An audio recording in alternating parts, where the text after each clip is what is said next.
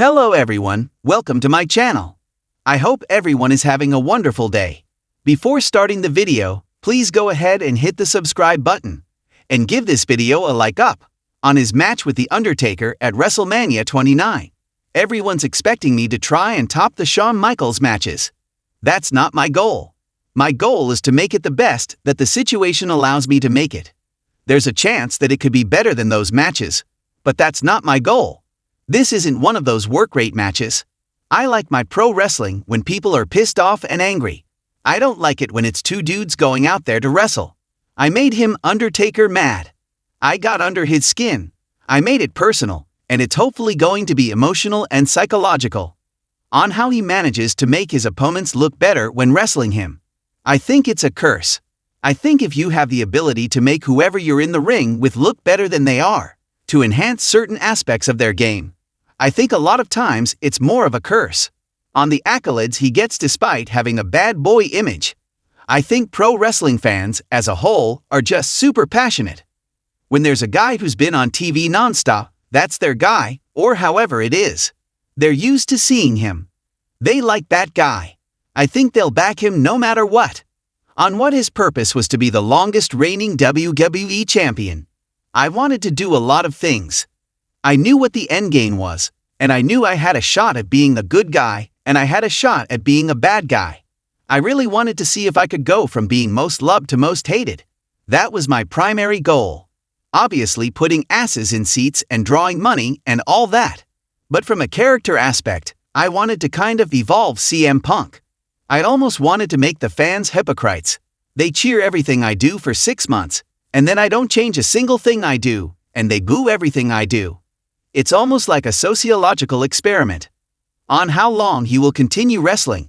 I don't want to be a lifer. I don't want to do anything, but I get bored easy. So I'm like, what the next hill to climb? What's the next mountain to conquer? In the pantheon of professional wrestling, few moments resonate as deeply as the collision of two iconic forces, CM Punk and The Undertaker. A match between these two was not just a clash of styles, but of legacies. CM Punk, the brash, self-assured, and straight-edge competitor, versus The Undertaker, the seemingly immortal deadman, a fixture in WWE's mythos for decades. Their paths crossing was inevitable, a dream match for many, and a test of both Punk's fighting spirit and The Undertaker's legendary resilience. The stage was set for their encounter at WrestleMania 29. By this point, CM Punk had established himself as one of the top stars in WWE, but his journey to this level of superstardom hadn't been a simple one. From his early days in the Indies to his rise through the ranks of WWE, Punk had built a reputation as one of the most audacious, technical, and cerebral wrestlers in the world. His persona was far removed from the corporate champions of WWE's past. He didn't fit the mold of the clean-cut, muscular powerhouse. Instead, he embraced being the anti-hero, a voice for the disenfranchised and the underdog. In stark contrast stood The Undertaker, whose legacy was already well established by the time Punk arrived in WWE. The Undertaker's undefeated streak at WrestleMania was an almost mythical achievement in wrestling, a feat that few believed could ever be surpassed, let alone challenged. For 20 years, The Undertaker had been the embodiment of WWE's grandeur, his dark persona casting an eerie shadow over the company. His ability to transcend mere mortal limits in the ring had made him a legend, and his WrestleMania streak was an iconic part of his lore. For CM Punk, fighting The Undertaker was not just a match. It was the culmination of a story that began long before WrestleMania 29. Punk was not merely an outsider challenging for the sake of glory, but someone who felt disrespected by the company's constant focus on veterans and part-timers, while disregarding the talents of the current roster. In his eyes, he had been undervalued and overlooked for far too long. His reign as WWE champion from 2011 to 2013 had been a testimony to his skills and dedication, but the recognition he sought from the company and its fans still eluded him. Punk, as the face of WWE's new era, wanted to prove that he was more than just a passing phase. He was there to build a legacy of his own, even if it meant facing the man who had become synonymous with the company's history. What made their rivalry so compelling was the emotional and psychological warfare that Punk was willing to engage in. For weeks leading up to WrestleMania 29, Punk didn't simply try to get under The Undertaker's skin. He attempted to destroy everything The Undertaker had worked for. Punk's relentless taunts and verbal attacks were targeted at The Undertaker's greatest accomplishment: his undefeated streak at WrestleMania. Punk, ever the provocateur, dared to insinuate that The Undertaker's streak was nothing more than a facade, a carefully curated myth to protect a broken legacy.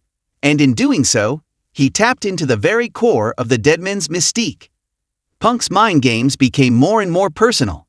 He mocked The Undertaker's vulnerability, bringing up the loss of his manager Paul Bearer, who had been a cornerstone of the Deadman's persona for decades. Punk's audacity knew no bounds as he went on to steal Paul Bearer's urn, using it as a symbol of his control over the situation. For CM Punk, taking the urn was more than just a physical possession. It was a statement that he could manipulate the narrative and turn the tables on The Undertaker's legacy. But The Undertaker wasn't a man who could be intimidated so easily. He wasn't some passive observer waiting to be dethroned. The Undertaker's legacy had been forged in the fires of adversity, and he was prepared to fight back. The stage was set for their battle, and the tension in the air was palpable. WrestleMania 29 came, and the crowd's anticipation was deafening. As The Undertaker made his way to the ring, the very ground seemed to tremble with his presence. He stood as an unyielding force, his every movement deliberate and filled with a quiet, ominous power. In contrast, CM Punk emerged with an air of defiance, holding the urn high in the air as though he were the one in control, his brashness shining through his carefully crafted persona. The two men locked eyes, the weight of the moment heavy upon them. It wasn't just about a match. It was about everything that had come before it, everything that had been said and done in the weeks leading up to this point. The match itself was a true spectacle, showcasing both men's unique abilities. The Undertaker, as expected, delivered his signature moves with terrifying precision. However, it was Punk's technical prowess and his ability to outthink his opponents that kept him in the match. Every strike from Punk was calculated, every submission hold executed with a sense of purpose. But what stood out most was his psychological edge. Punk knew that to take down a legend, he had to take away the one thing that had made The Undertaker invincible: his invulnerability. Punk used every trick in the book to wear down the Deadman. His vicious attacks, his targeting of The Undertaker's injuries, and his refusal to back down all contributed to making the match one of the most grueling challenges The Undertaker had ever faced at WrestleMania. The Deadman fought back, but Punk's unrelenting spirit and intensity were undeniable. It was a battle not just of strength, but of willpower. Despite Punk's best efforts, The Undertaker triumphed in the end, maintaining his undefeated streak at WrestleMania with a hard-fought victory. The match solidified CM Punk's place as one of the greatest competitors of his generation. While he didn't defeat The Undertaker, he proved that he could hang with the best of them. His performance that night, against a man with such a legendary reputation, demonstrated his undeniable skill and resilience. Even in defeat, Punk had won the respect of many fans who now saw him as the rightful leader of WWE's new era. Looking back at his time as WWE champion, CM Punk's reign was a game-changer. It was a time when the company needed someone who wasn't afraid to challenge the status quo, someone who was willing to speak the truth, no matter how uncomfortable. Punk's promos, his unfiltered honesty, and his ability to connect with fans on a deeper level turned him into a star who transcended wrestling. He made it clear that being WWE champion wasn't just about holding the belt, it was about embodying the spirit of the company, representing a different side of it, and challenging the powers that be. In the grand scheme of things, CM Punk's match with The Undertaker at WrestleMania 29 was not just a battle between two men. It was a battle between two different eras. Punk, the voice of the new generation, against The Undertaker, the symbol of WWE's past.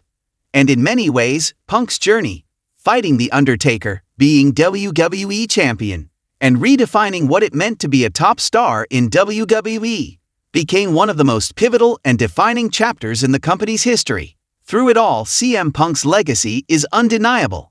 He may not have defeated The Undertaker at WrestleMania, but in many ways, he did the impossible. He made The Undertaker's legendary streak a story worth telling. He proved that he too, could stand toe-to-toe with WWE's Immortals. And for CM Punk, that was a victory in itself.